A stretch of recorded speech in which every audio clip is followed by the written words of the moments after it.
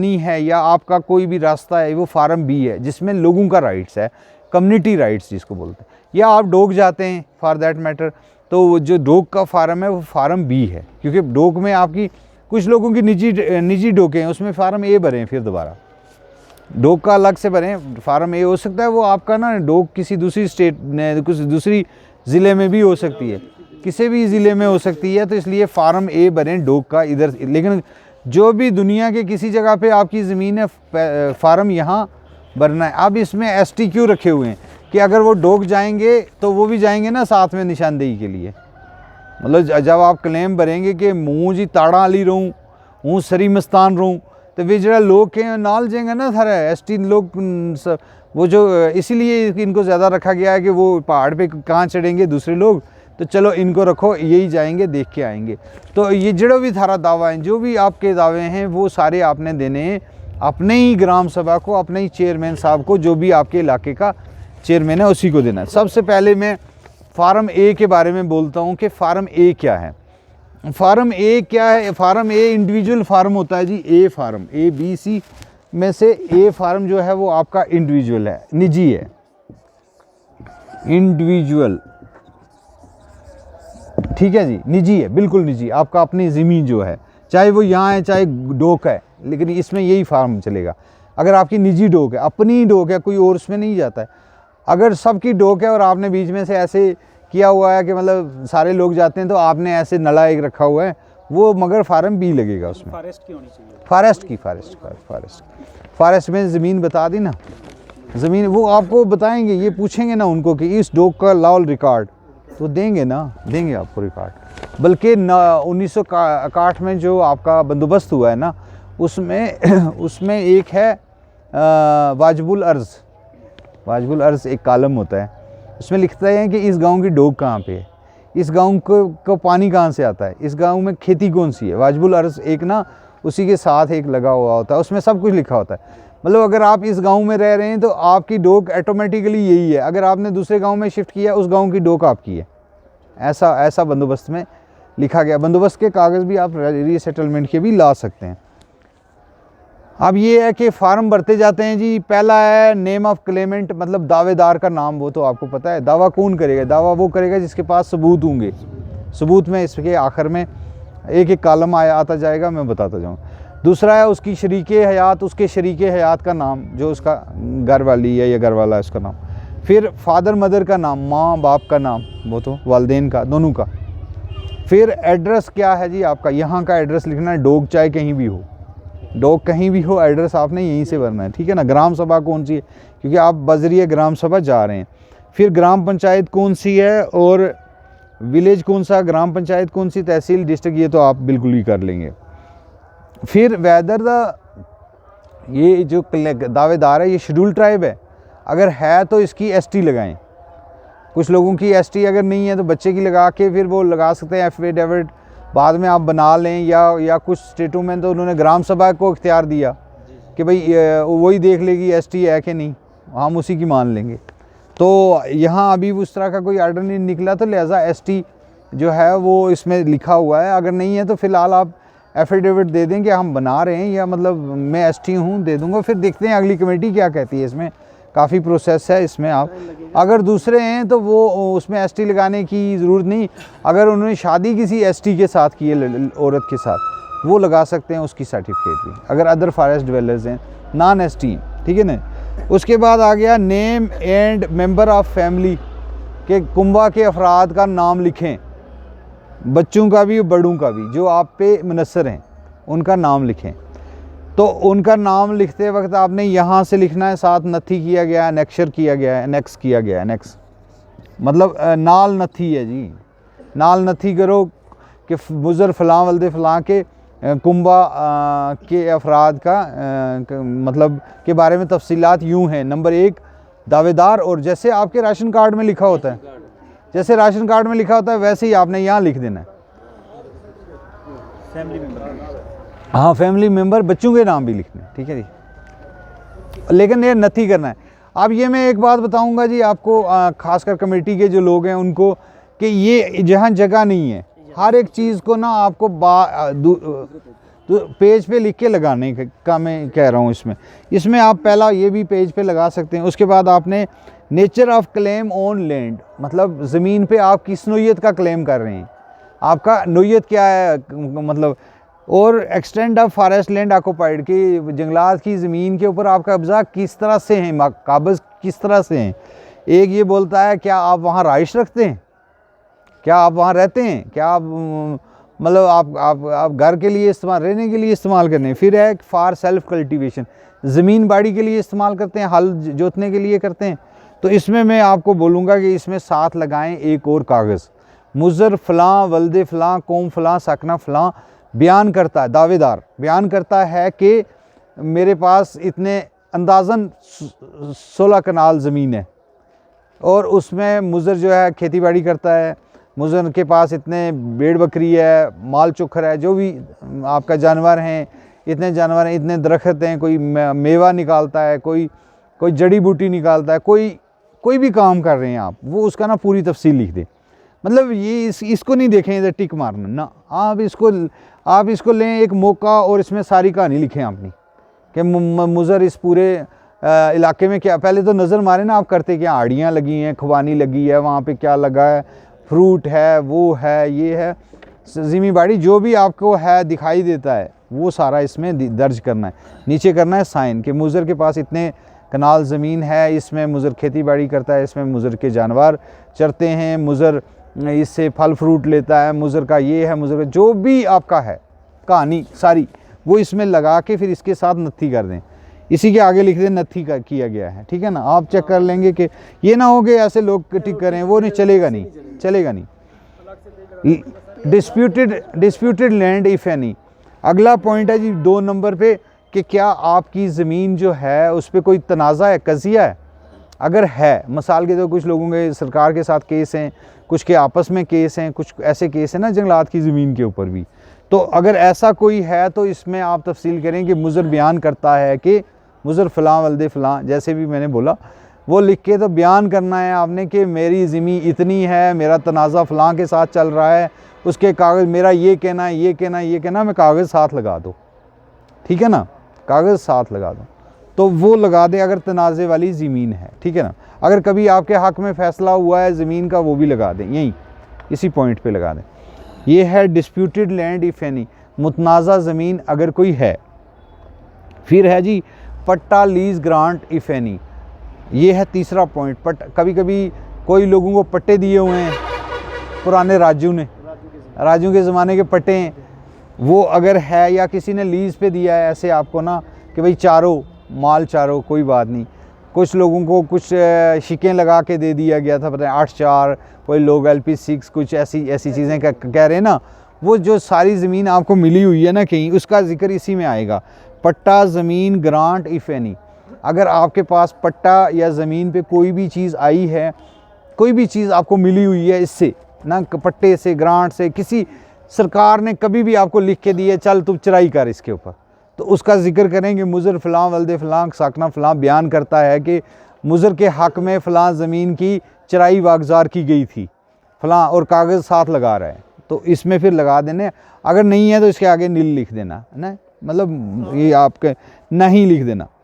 Land in situ rehabilitation और alternate land if any, अगर कोई आपको कभी कभी कई जगह से लोगों को उठाते हैं ना, फिर दूसरी ज़मीन दे देते हैं, तो उसके ऊपर वो सेटिस्फाइड नहीं होते हैं। हालांकि इस तरह का रवायत यहाँ नहीं है, लेकिन चलो मतलब अगर फॉरेस्ट की लैंड से उठाया गया है, दूसरी ज़मीन दी गई है, तो ये है मुज़र बयान करता है, तो फिर पूरी तफसील आपने बयान करनी है, ठीक है ना।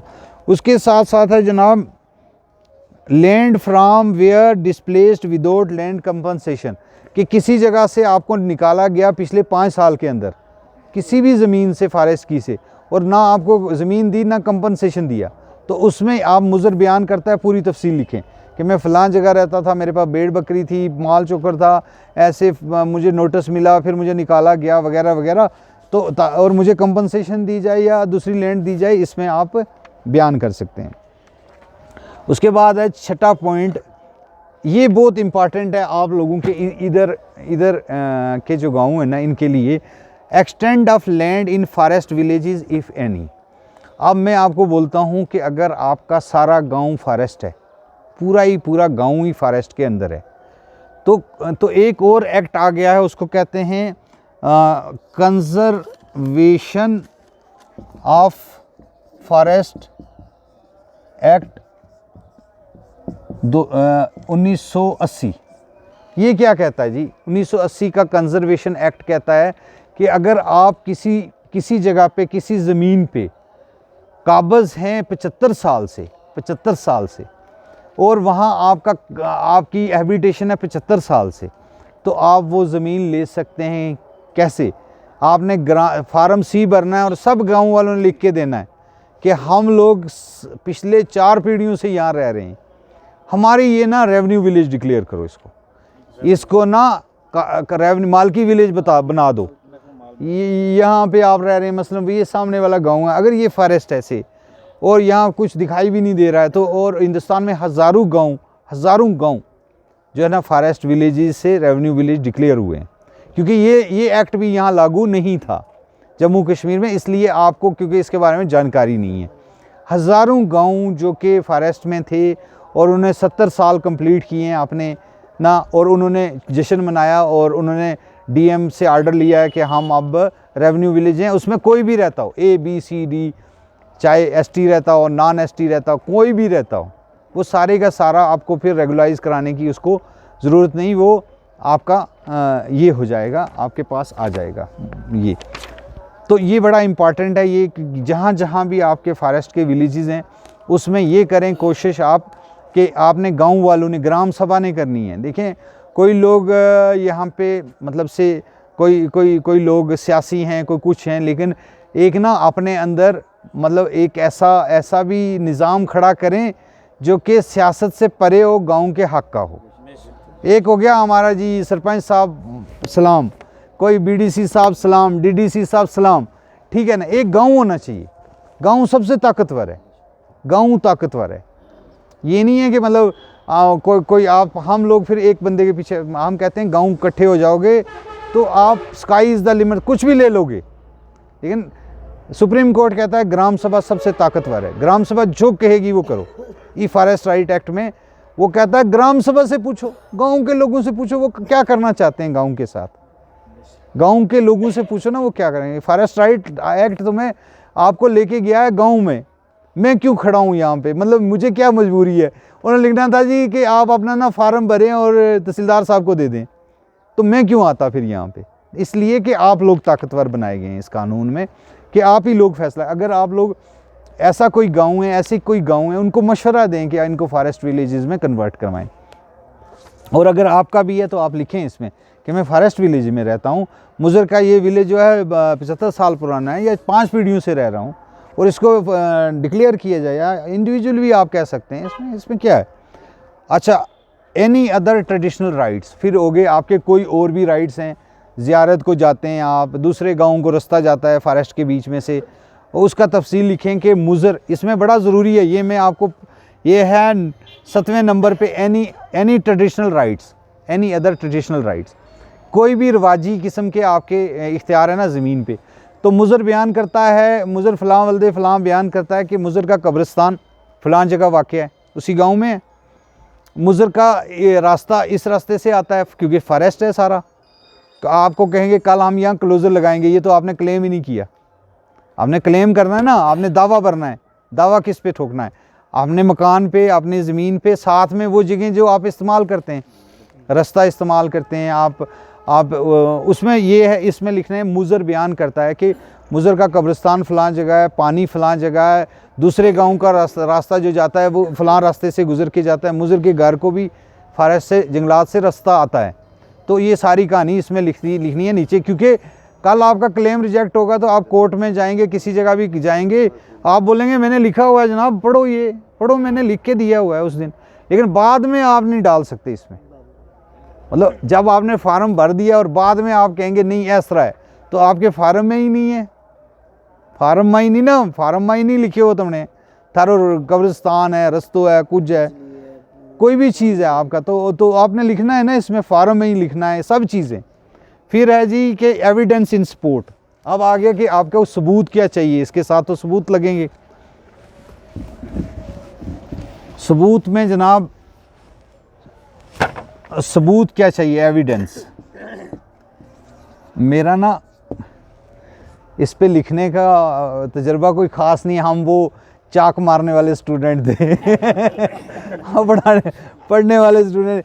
मुझे ना इसमें काम करते हुए लगा कि नहीं ये बोर्ड ज़रूरी है, फिर मैंने गाड़ी में ही डाल के रखा है, कहीं भी जा रहे हैं तो ये बोर्ड साथ में। एविडेंस में है जी, पहला आपको एविडेंस चाहिए, कोई भी मतलब कोई भी दो चाहिए, कोई भी एक्ट कहता है कोई भी दो, कोई भी दो सबूत, लेकिन उसमें से किस किस में से हो सकते हैं। जैसे रेवेन्यू से कि आपकी ना मतलब गिरदावरी थी कहीं, वो तोड़ दी, आपका थी काट दी, काटी हुई तो गिरदावरी आपने लानी है कि मैं इधर काबज़ था। सरकार में तो आप इंटर हो गए ना कि काबज़ थे उस वक़्त, बाद में उन्होंने तोड़ी जो मर्ज़ी की, लेकिन रेवेन्यू का सबूत आपके पास है। रेवेन्यू का कोई दूसरा सबूत है वो आपके पास है, वो चलेगा, ठीक है जी। उसके बाद आ गया दूसरा, आ गया जंगलात का सबूत, जंगलात का, फॉरेस्ट का।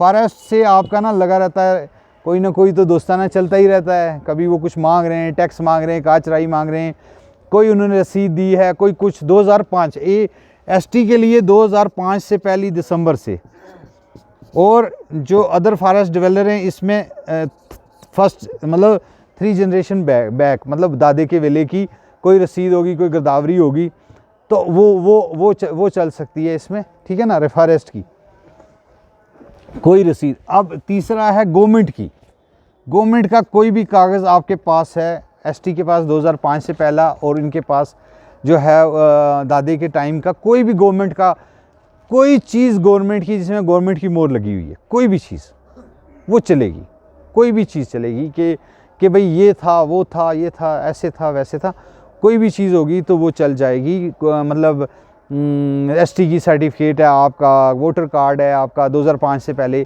जो भी चीज़ें आपने ली हुई हैं, कोई सर्टिफिकेट बनाया है, कोई कुछ बनाया है, कोई भी चीज़, बिजली की रसीद, वो रसीद, कोई भी रसीद है जो ये साबित करती है 2005 से पहले आप वहाँ हैं, तो कोई भी दो सबूत।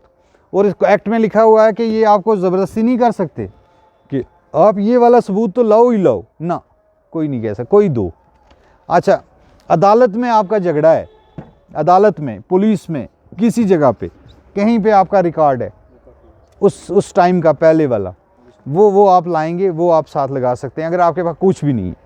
अब हो गया एंड पे कि अगर आपके पास कोई भी सबूत नहीं है, मिसाल के तौर पे कोई कागज़ ही नहीं है, कोई कागज़ ही नहीं है, तो उसमें एक्ट कहता है कि आप स्टेटमेंट ऑफ एल्डर्स करवा लें। स्टेटमेंट ऑफ एल्डर्स ये क्या है, बुडेड़ा की एक ना बयान, लेकिन वो खुद नहीं लेने चाहिए फॉरेस्ट राइट, मतलब खुद वो नहीं, खुद वो लोग जो है ना, वो आपके गांव के साथ वाले गांव का कोई बुज़ुर्ग 70 साल 80 साल के बीच में कोई बुज़ुर्ग बूढ़ी आपके हक़ में गवागुजार कर दे लिख के फ़लाँ मैं फ़लाँ बल्दे फ़लाँ कौम फ़लाँ उम्र इतनी बयान करती हूँ या बयान करता हूँ कि ये मुज़र मतलब अल्ताफ़ साहब, इनके दादा साहब को मैं जानती हूँ, ये वहाँ पे फॉरेस्ट में रहते थे, इनके परदादा यहाँ पे फॉरेस्ट में रहते थे और पिछले 75 साल से ज़्यादा अरसे से ये यहाँ पे काबज़ हैं, हम सुनते आए, हमें पता है। 2 बंदे आपके हक़ में गवाही दे दें, या ST के हक़ में कोई 2 बंदे गवाही दे दें, कोई 2 बंदे कि भाई इसको मैंने 2000 में इधर देखा, ये यहीं रहता था, या 3 नस्लें पहले देखा, 2 नस्लें पहले, मतलब 2005 से पहले का, अगर वो कर दे। ये चीज़ आपको समझ आ गई ना कि भाई कोई 2 एल्डर, कोई 2 बुज़ुर्ग किसी भी जगह के आप कर लें। अब आप दिमाग में रखेंगे किसकी मिन्नताज़ी करनी है दूसरे गांव से, किसी भी अपने गांव से, साथ से मिलते हुए गांव से भी, किसी से बिला लिहाज मज़हब मिलत कौन है कौन नहीं है, तो उसमें आप किसी भी एविडेंस करवा सकते हैं, एविडेंस करवा जिसके पास सर कोई गवर्नमेंट का कागज नहीं, उसके जिसके पास कोई कागज़ नहीं, या किसी के पास एक कागज़ है, मसलन एक ही कागज़ है, तो एक कागज़, एक चीज़ और चाहिए तो एक आप गवाही करवा लें। जब वो फार्म भरेंगे वो गवाही उसी टाइम एंटर करनी है, जब जरूरत पड़ेगी उस टाइम नहीं, नाल लानी। फिर एनी अदर इंफॉर्मेशन, मतलब आपको लगता है कि ये जो कहानी जावेद साहब ने हमें बोल रहा है इसमें तो मेरा कवर ही नहीं ना होता, मेरी तो कहानी और है। अगर आपकी कोई अदर कहानी है तो मुज़र बयान करता है कि मुज़र फ़लाँ वल्दे फ़लाँ बयान करता है कि यूँ है, पूरी कहानी लिखो, फुल कहानी जो है ना, फुल कहानी आपने लिखनी है इसमें कि मैं क्या हूँ, कहाँ, कि मैं क्या कहना चाहता हूँ, कहाँ से आया हूँ। मतलब ये चीज़ आपको फार्म ए समझ में आ गया, फिर मैं बी की तरफ चलता हूँ। फार्म ए समझ में आ गया, आपको पता लग गया क्या करना है। तो अराजी का जो है उसकी क्वांटिटी कितने, मतलब हाँ देखें, दो चीज़ें यहाँ पे अभी क्लियर नहीं हुई हैं, तो वो मैं बता देता हूँ। एक तो ये कि मतलब ये FRA के तहत आपको, फॉरेस्ट राइट एक्ट के तहत आपको क्या क्या मिल रहा है, क्या क्या मिलेगा। मतलब फॉरेस्ट राइट एक्ट आपको, ये आप क्लेम भरेंगे तो क्या मिलेगा। नंबर 1 ये देगा आपको ओनरशिप राइट। ओनरशिप राइट्स क्या है कि मालकाना हकूक देगा। और दूसरा आपको देगा मालकाना हकूक ज़मीन पे, जैसे मालिक का हकूक है, बेचने का नहीं, मालिक का। बेचेंगे अगर आप तो गांव की इजाज़त होनी चाहिए, ग्राम सभा की, कि इसके घर में बेटी की शादी, इसके पास कोई चीज़ नहीं है, तो वो साथ वाले को अगर कोई बेच रहा है तो वो गांव की इजाज़त के बगैर आप इसमें से पत्ता भी हिला नहीं सकते। ये ओनरशिप राइट देगा आपको ना, मालकी हकूक दे देगा आपको। फिर उसके बाद आपकी ज़मीन इंटर हो जाएगी एज़ मालिक, जैसे आपकी बाकी लोगों की मालकी है ऐसे ही आपकी ये मालकी हो जाएगी। दूसरा ये देता है कल्टीवेशन राइट। कल्टीवेशन राइट मतलब ज़मीन बाड़ी का राइट। ज़मीन बाड़ी आप उसमें कर सकेंगे, ग्रेजिंग कर सकेंगे, तो इसमें ये कल्टीवेशन राइट्स देता है। ठीक है जी, कल्टीवेशन का कि ज़मीन बाड़ी आप कर सकते हैं, आप इसमें कमा सकते हैं, जो मर्ज़ी आप कर सकते हैं जी, आपकी ज़मीन है। अभी तो फॉरेस्ट वाले कहते हैं ज़मीन हमारी है, अभी तो ये कह रहे हैं कि ज़मीन हमारी है, आप तो ऐसे इलीगल ऑक्यूपेंट हैं। लेकिन नहीं, जिस दिन ये एक्ट लगा उसके बाद आपको निकाल कोई सकता नहीं। ठीक है, और कोई आपको जब तक कागज़ पूरे ना हों तो उड़ मातमा दावो ना सटी होगा जाके, मतलब यानी कि दावो सट आया तो बाद में रिजेक्ट हो गया ना, ऐसे नहीं करना है। मतलब आपको पूरा कागज़, जैसे मैं बोल रहा हूँ ना, अगर आप इस पे चलेंगे आराम से मज़े से कागज़ बनवाएंगे, किसी को रुपया 2 देंगे कि भैया ये लिख मेरा आकमा इस तरह, या कोई अच्छा पढ़े लिखे लोग हैं। हम भी एक डमी किस्म का फार्म बना रहे हैं, अब मैं जम्मू पहुंचूंगा तो वो बना के, क्योंकि मुझे लगा कि इसकी बड़ी ज़रूरत है कि एक डमी सा फार्म बना हुआ हो, आपने सिर्फ उसमें से को आपने इससे की चीज़ें चूज़ करनी है और करना है। तो उस पर हम लगे हुए हैं कुछ। हाँ, कुछ लोगों को नीचे जो अंगूठा लगाना है ना या साइन करना है, अपना ही करना है। तू मेरी जगह कर या तू अंगूठो ला ना करियो, ठीक है, ज़मीन को मसलो है, ठीक है ना। अब हम आ जाते हैं फार्म बी की तरफ। मैंने ये ना उर्दू में भी करके रखा है इसका ना तर्जुमा, हाँ उर्दू में भी करके रखा। मैं आपको नेट पे दे सकता हूँ, दोनों फार्म उर्दू में भी किया हो, ठीक है ना। प्रिंट निकाल, ये अभी इन्होंने अप्रूव नहीं किया है, लेकिन हमने तर्जमा किया हुआ है आपने ना मदद के लिए। तो ये आ गया फार्म बी पे, मैं सिखाता हूँ, फिर आपके सवाल ले लेंगे। इसमें फार्म बी में वो लोग आएंगे जो कि जिनकी डोके हैं, या जो लोग इसके अलावा भी कुछ राइट्स रखते हैं, क्या कहते हैं, फॉरेस्ट के ऊपर जाते हैं, फॉरेस्ट में ऊपर अपनी डोके हैं, सारा कुछ है, उसके ऊपर जो आप लोग अपना हकूक़ रखते हैं, उनके बारे में फार्म बी भरना है। इसमें वो मैं सवाल आपसे जो कह रहा था, मतलब किसी के पास अगर 200 कनाल अराजी पर वो काबिल है, हाँ हाँ, तो वो मैं अभी वो, अच्छा वो रह गया ना पॉइंट आपने। दूसरा अच्छा, ये कल्टीवेशन राइट देता है जी। उसके बाद ये देता है आपको, एक मिनट, ये आपको देता है रिहेबिलिटेशन राइट, ये देगा आपको। उसके बाद देगा तीसरा, सुनिए जी, रिहेबिलिटेशन राइट। ये याद रखना, ये चीज़ें फिर आपको जहन में रहेंगी तो ठीक रहेगा।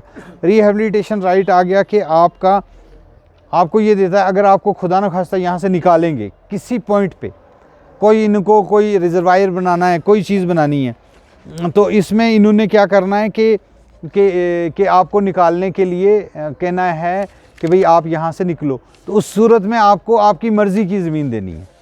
रिहेबिलिटेशन राइट ये हो गया, सड़क आ गई रास्ते में, आपका घर आ गया, तो आपने कहना है कि मैं फॉरेस्ट राइट के तहत यहाँ रह रहा हूँ, मुझे इसके बदले की ज़मीन दे दें। बदले की ज़मीन जो आप चाहेंगे वो मिलेगी। यही है ये। Thank you very much.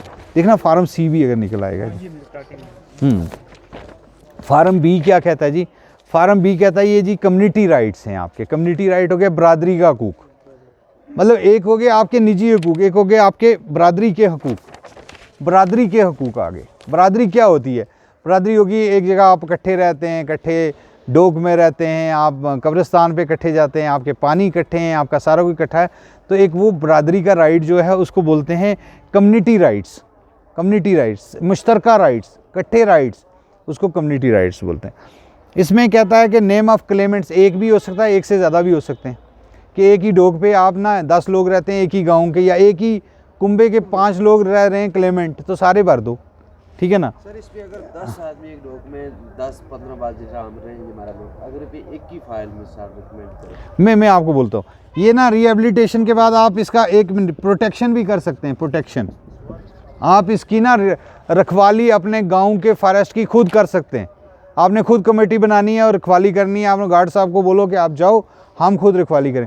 Regeneration कर सकते हैं, रीजनरेशन जो हमने छोड़ दी है, रीजनरेशन के आप कहते हैं कि हम बूटा लावांगा, फॉरेस्ट वाला कप ले जाएंगे, हमने क्या फ़ायदा है। लेकिन अब आपको इस एक्ट के तहत आपको रीजनरेशन करनी है, दोबारा से फॉरेस्ट उगाने, वो आपके हैं फॉरेस्ट, ठीक है ना। और ये देता है आपको राइट कंजर्वेशन का, अगर आप कहीं पे कंजर्वेशन कर सकते हैं। अच्छा, अगर कोई गांव में आएगा, कहने लगा बूटो लावांगा जी, जंगलात वाला आ गया जी, तार फेरना, जब तक ग्राम सभा की अप्रूवल नहीं होगा वो नहीं कर सकते। एक्ट कहता है, मैं नहीं कह रहा हूँ, एक्ट कह रहा है कि जब तक आपको जो करना है वहाँ पे गांव में कुछ भी करना है फॉरेस्ट ने या कि गवर्नमेंट ने कुछ करना, तो ग्राम सभा की मंजूरी ज़रूरी है। हाँ, नहीं ग्राम पंचायत नहीं, ग्राम सभा होगी, तमाम बालक लोग ये जो आते हैं, हाँ वो नहीं, सरपंच उसमें हो गया दूसरी साइड का।